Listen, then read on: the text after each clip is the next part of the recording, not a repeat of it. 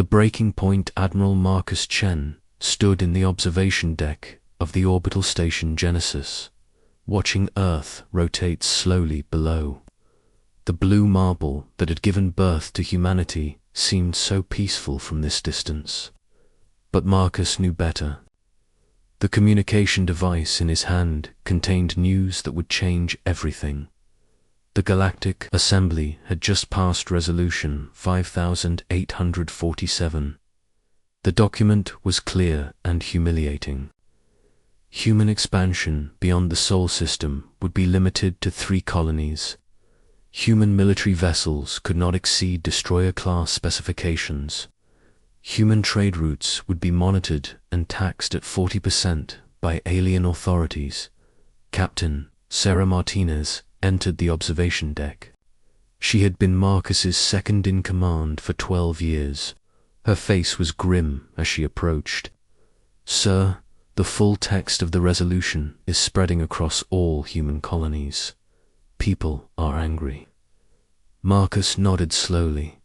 "They should be angry. We've been good neighbors for 60 years.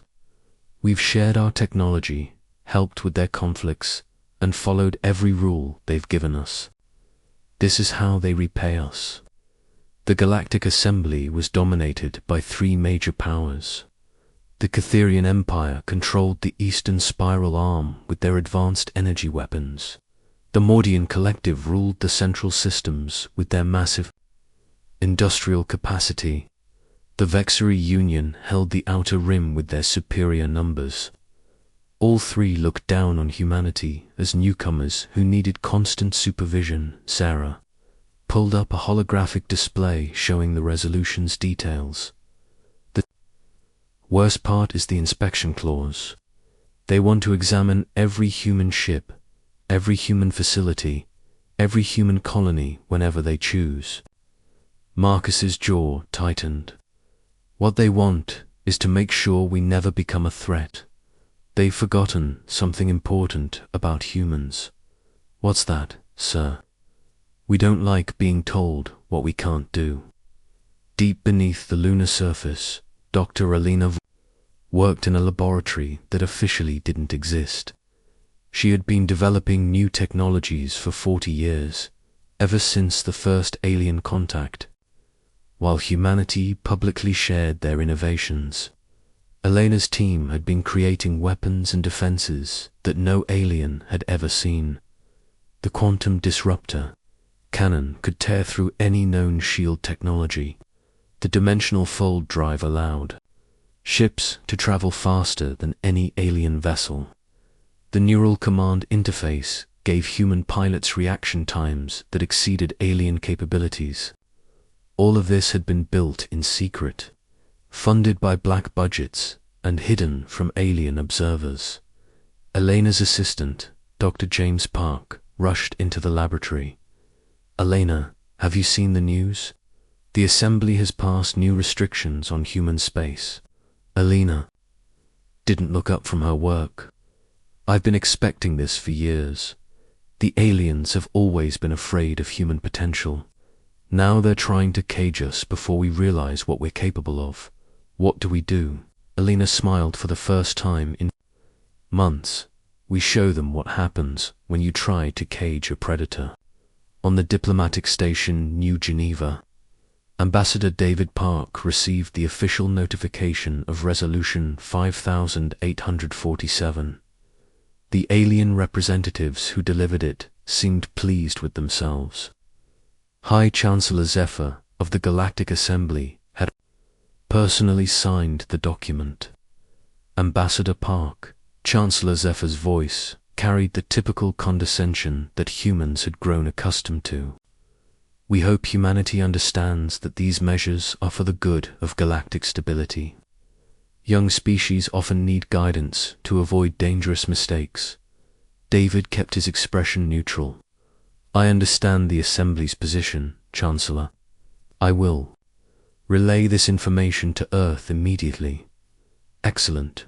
We expect full compliance within 30 days. After the alien delegation left, David activated a secure communication channel. Admiral Chen, this is Ambassador Park. We need to talk. Marcus's voice came through clearly. I saw the resolution, David. How did they react when you delivered it? They were smug.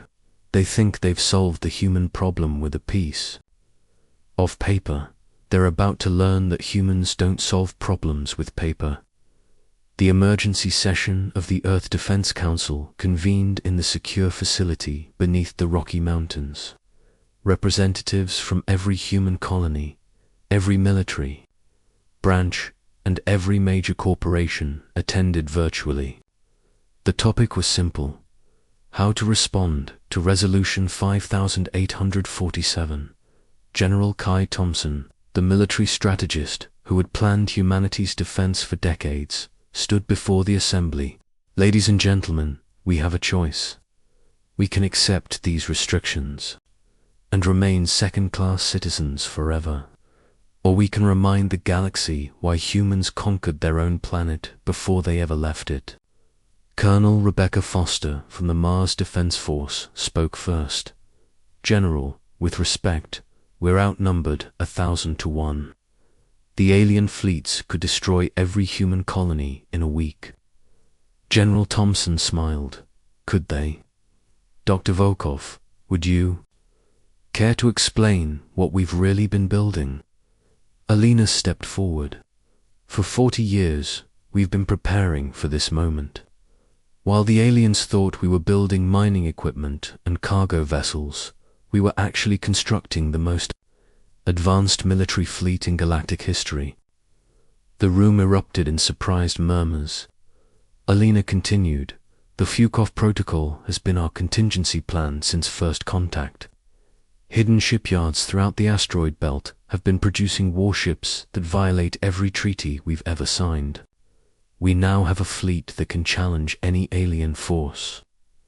Admiral Chen took control of the presentation. The aliens made one crucial mistake.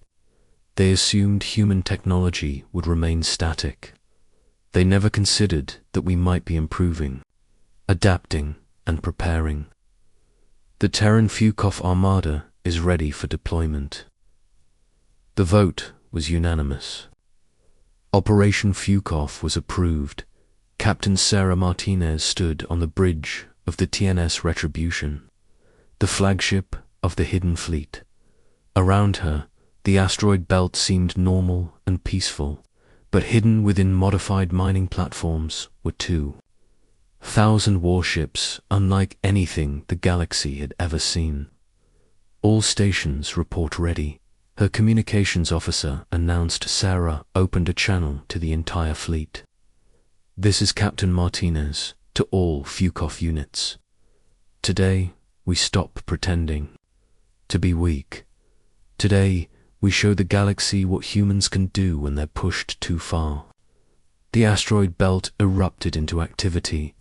Massive hangar doors opened in dozens of modified asteroids. Sleek, black warships emerged from hidden bays.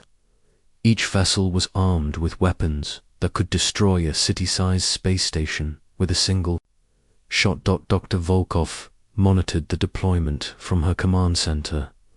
Marcus, the quantum disruptors are online. The dimensional fold drives are charged. The neural command interfaces are syncing with their pilots. Marcus nodded. Sarah, take us to the first target. Let's pay a visit to the Catherian monitoring station at Alpha Centauri. The Catherian monitoring station orbited Proxima Centauri like a steel moon. Commander Vextel had been observing human activities for 5 years. His job was to ensure that humans followed galactic regulations. Today seemed like any other day. Commander, his sensor operator called. I'm detecting unusual readings from the Sol system. Vextel looked at the display. Unusual how? Multiple ships are emerging from the asteroid belt. Far more than usual. Vextel wasn't concerned. Probably another mining operation. Humans are always digging up rocks. The sensor operator's voice became urgent. "Sir, these aren't mining ships. They're reading as military vessels, and they're heading directly toward us." Vextal felt his first moment of alarm. "How many ships?" 50, sir." "All destroyer class or larger?" "Impossible. Human military vessels are restricted to patrol boat specifications." The TNS Retribution dropped out of hyperspace directly in front of the monitoring station. The massive dreadnought was twice the size of any human ship the Catharians had ever seen. Around it, 49 other warships took strategic positions. "This is Captain Sarah Martinez of the Terran Doomfleet Armada," came the transmission. "You have exactly 10 minutes to evacuate that station before we demonstrate what human military technology can really do." Commander Vextal's hands shook as he activated the emergency beacon. "All Catharian vessels, this is Station Alpha. We are under attack by human forces. Repeat, humans are attacking with military vessels of unknown design." Sarah's response was calm and cold. "Commander, you are not under attack. You are receiving education. You have 9 minutes." The Catharian evacuation pods launched frantically. Vextal remained on the bridge, fascinated despite his fear. These human ships looked nothing like the vessels his people had been monitoring. They were clearly built for war, not exploration. "Time's up," Sarah announced. The TNS Retribution fired a single quantum disruptor blast. The monitoring station, which had been built to withstand asteroid impacts and solar flares, simply ceased to exist, where a massive space station had orbited. Moments before, only expanding particles of matter remained. Asterisk. "Impossible," Vextal whispered from his escape pod. "No known weapon can do that." Sarah's voice came through the communication system one final time. "Unknown to you, Commander. Human weapons have been unknown to you. That's about to change." The news of the monitoring station's destruction spread through the galaxy faster than light. Within hours, every alien government received the same message. The Terran Doomfleet Armada had announced its existence with a demonstration that shook the foundations of galactic power. High Chancellor Zephyr called an emergency session of the Galactic Assembly. Representatives from hundreds of worlds gathered, virtually all demanding answers to the same question: how had humans hidden such advanced military technology? "This is impossible," declared Prime Minister Kolrath of the Mordian Collective. "Our intelligence services have been monitoring human space for decades. They cannot have built such weapons without our knowledge." Chancellor Zephyr's crystalline features shifted with concern. "Clearly, our monitoring was inadequate. The question now is what we do about it." General Torvex of the Vexary Union slammed his appendage on the table. "We destroy them immediately, before they can deploy more of these weapons." "With what?" asked Minister Yelka of the Eltarian Republic. "That human weapon destroyed a station that was shielded against our most powerful weapons. If they can do that to a station, what can they do to our fleets?" The debate continued for hours, but no one had answers. The galaxy's 3 major powers had been built on technological superiority. If humans had achieved technological parity or supremacy, the entire galactic order was at risk. Admiral Chen watched the alien communications chatter from his command center. Every message was being intercepted and analyzed. The aliens were frightened, confused, and increasingly desperate. "Marcus," Dr. Volkov's voice came through the communication system. "The quantum resonance scans are showing massive fleet movements. The Catharians are mobilizing their entire home fleet. The Mordians are calling up their reserves. The Vexary are moving battle groups from 6 different sectors. Marcus smiled grimly. Good, let them come. It's time for the second phase of Operation Fukoff. Captain Martinez prepared her fleet for the next demonstration. This time, they wouldn't be targeting a monitoring station. They would be facing the combined might of the Catherian Imperial Navy. The galaxy was about to learn what happened when you pushed humanity too far. The Terran Fukoff Armada was just getting started. Asterisk. The galaxy learns the Catherian Imperial Navy had never faced defeat in 300 years of warfare. Their energy weapons could melt through any known armor. Their shields could deflect planet-killing asteroids. Their commanders had studied every battle tactic used by every species in the galaxy fleet. Admiral Zorkith commanded the largest battle fleet in Catherian history. 200 warships spread across space near the Rigel system, waiting for the human vessels that had dared to attack their monitoring station. Each ship was a masterpiece of alien engineering, bristling with weapons that had conquered dozens of worlds. Admiral, his tactical officer reported, "We're detecting hyperspace signatures. Multiple contacts emerging from fold space." Zorkith studied the tactical display. "How many ships?" 50 human vessels, sir. The same configuration that destroyed Station Alpha." The Admiral felt confident. 50 ships against 200. Even if their weapons are more advanced than we expected, numbers will prevail.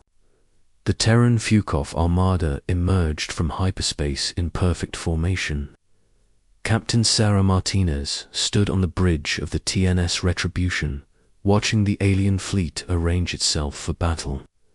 The Catherian ships were beautiful in their own way, with flowing curves and energy fields that glowed like captured starlight. "Sarah," Admiral Chen's voice came through the communication system. "You are authorized to use Protocol 7 weapons. Show them what human engineering can accomplish." Sarah nodded to her weapons officer. "Charge the quantum disruptor array. Prepare dimensional torpedoes. Activate the neural combat interface." Commander Lisa Wong commanded the TNS Dev, positioned on the fleet's right flank. Her ship was equipped with the most experimental weapons in the human arsenal. The reality anchor could prevent enemy ships from entering hyperspace. The temporal displacement cannon could slow enemy vessels to a crawl. "All ships report ready," Lisa announced on the fleet frequency. Sarah opened a channel to the Catherian fleet. "Admiral Zorkith, this is Captain Martinez. You have one opportunity to withdraw your forces. We have no desire to destroy your ships, but we will defend ourselves." Zorkith's response was immediate and arrogant. "Human vessels, you are outnumbered 4 to 1. Surrender immediately or face the consequences." Admiral Sarah replied calmly, "You're about to learn the difference between quantity and quality." The battle began with the Catherians firing their energy weapons in coordinated volleys, beams of concentrated plasma that could melt through. Battleship armor struck the human vessels.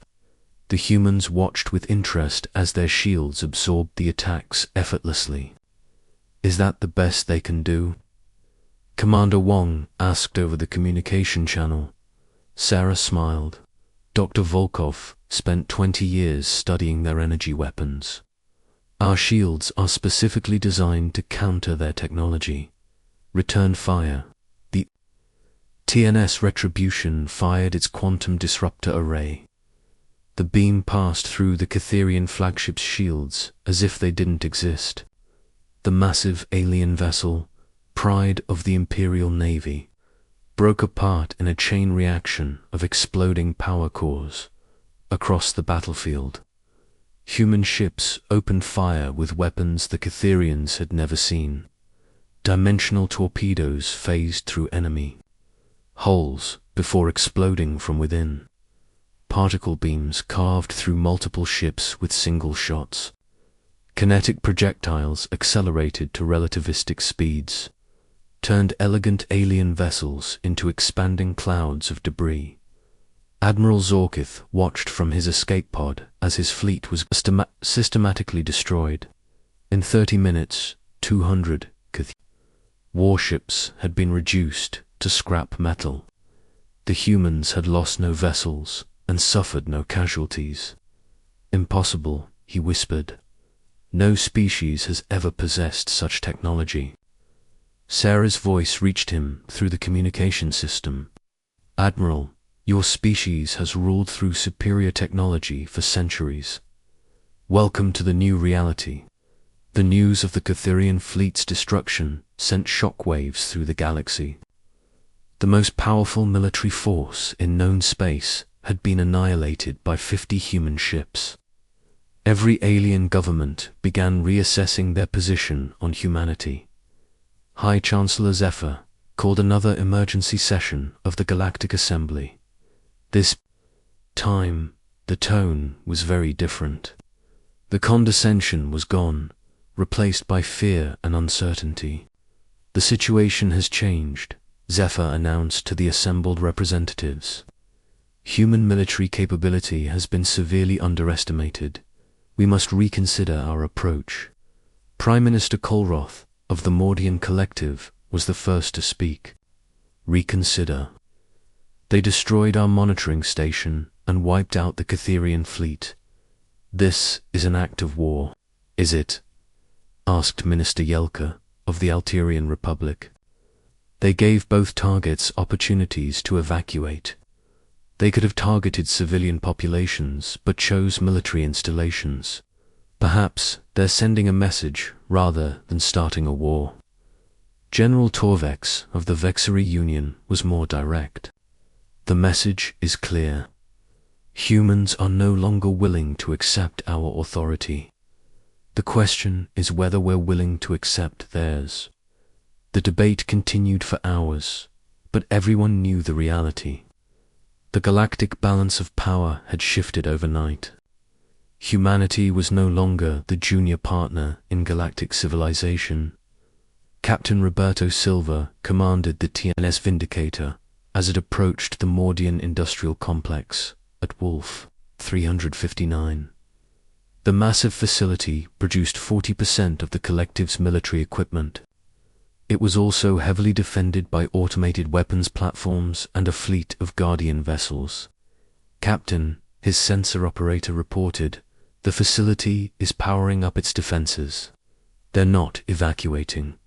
Roberto had expected this. The Mordians were. Known for their stubbornness. Open a channel to the facility commander. Director Mektar appeared on the main screen. The Mordians' rocky features showed no fear, only determination. Human vessel, you are in violation of collective space. Withdraw immediately or face destruction. Director Roberto replied, we're not here to destroy your facility. We're here to demonstrate that we can. You have 15 minutes to evacuate. Your personnel, the Mordian Collective, does not negotiate with terrorists. Roberto sighed. We're not terrorists, Director. We're teachers. And you're about to learn a lesson about underestimating humanity. The facility's weapons platforms opened. Fire first. Missiles, energy beams, and kinetic projectiles filled space around the human vessel.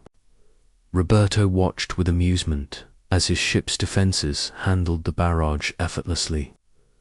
Temporal displacement cannon, he ordered. Let's slow them down. The experimental weapon fired, creating a localized time dilation field around the facility. The Mordian weapons platforms began moving in slow motion, their attacks becoming easy to avoid. Dimensional fold torpedo, Roberto continued. Surgical strike on the main power core. The torpedo phased through the facility's shields and armor, appearing directly inside the power generation center. The explosion was contained and precise, shutting down the entire complex without harming the personnel inside. Facility offline, his tactical officer reported. No casualties. Roberto opened the channel to Director Mektar again. Director, your facility is intact but not functional. Your people are safe.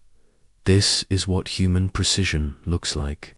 The Mordian stared at his displays in disbelief. How did you penetrate our defenses? The same way we penetrated everyone else's defenses. We've been studying, learning, and preparing while you've been underestimating us. Similar demonstrations occurred across the galaxy. Human fleets appeared at strategic locations, disabled important facilities, and vanished before alien reinforcements could arrive. Each attack was precise, professional, and devastating to alien confidence.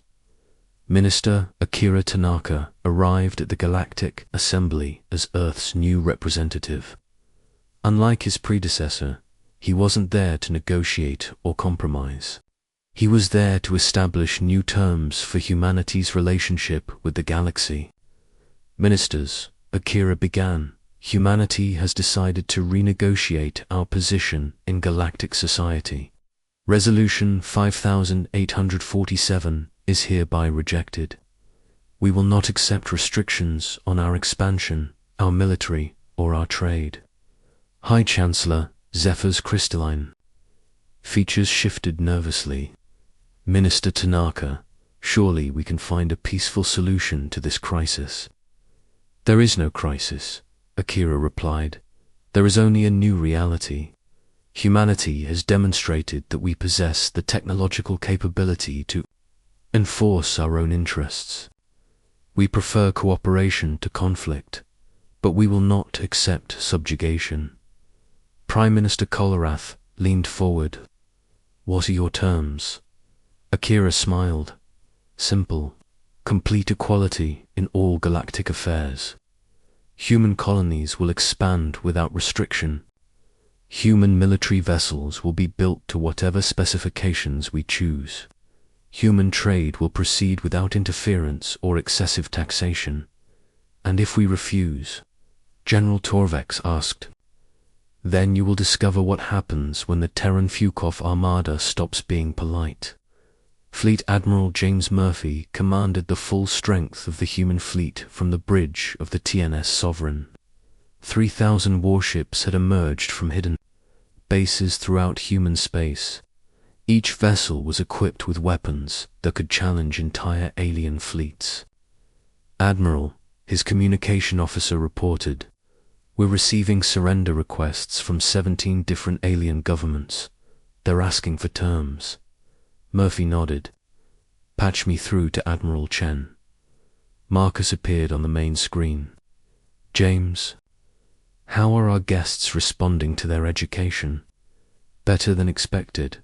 Most of them are ready to negotiate. The few holdouts are mobilizing their remaining fleets for a final confrontation. Let them come. It's time to end this once and for all. The Battle of Centauri Prime was the largest space engagement in galactic history.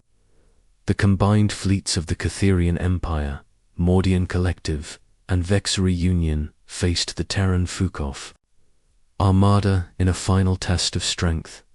5,000 alien vessels arranged themselves in battle formation. Each ship represented centuries of technological development and military tradition. Their commanders were the finest officers their species had produced.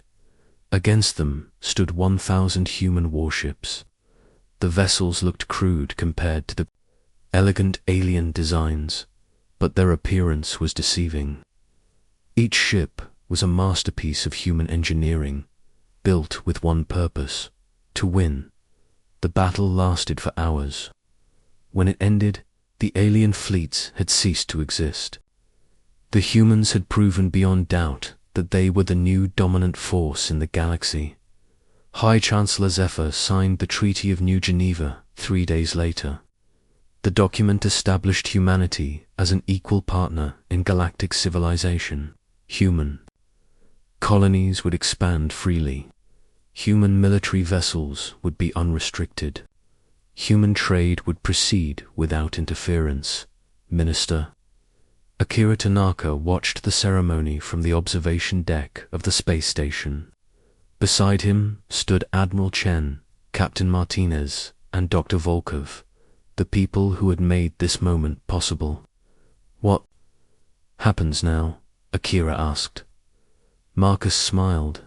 Now we build the future. Humanity has earned its place through strength, but will maintain it through wisdom. Sarah looked out at the stars. The galaxy spent 60 years teaching us our place. We spent 40 years learning theirs. Alina nodded. The aliens made one crucial mistake. They assumed that being patient meant being weak. They forgot that humans are at their most dangerous when they're underestimated.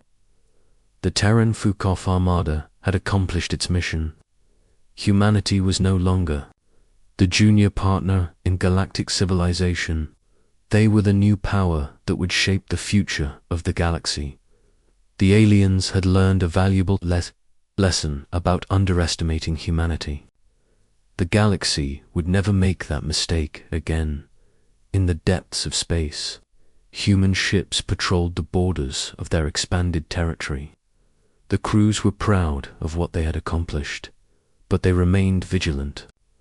The galaxy had accepted humanity's strength, but trust would take time to build.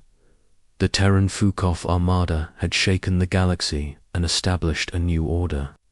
Humanity had finally taken its rightful place among the stars, not as guests or junior partners, but as equals who had earned their position through courage, determination, and the willingness to fight for what they believed in.